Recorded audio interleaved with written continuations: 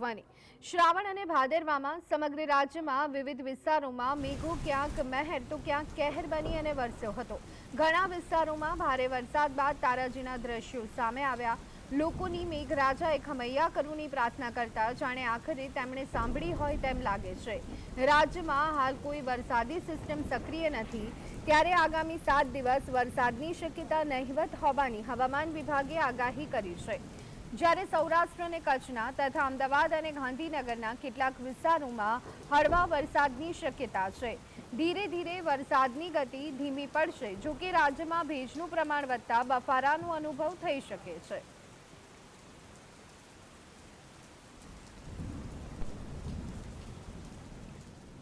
आने वाले दिनों की अगर हम बात करें तो हफ्ते में अगले हफ्ते के लिए जो है गुजरात में जो है किसी भी प्रकार की रेनफॉल हैवी रेनफॉल वार्निंग नहीं दी गई है।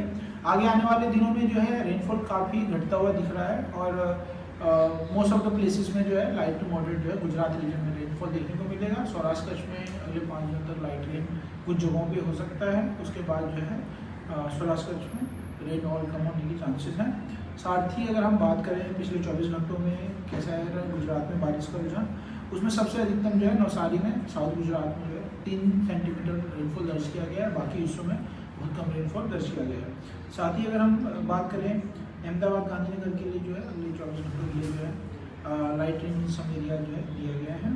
साथ ही अगर हम बात करें पूरे सीजन का अभी तक कितना रेनफॉल दर्ज किया जा चुका है, उसमें पूरे गुजरात में जो है नॉर्मल से 48% अत्यधिक बारिश दर्ज की जा चुकी है आज के दिन तक। अगर हम रीजन वाइज बात करें उसमें गुजरात रीजन में 28% अधिक बारिश तथा सौराष्ट्र कच्छ में 76% अधिक बारिश नॉर्मल से दर्ज की जा चुकी है।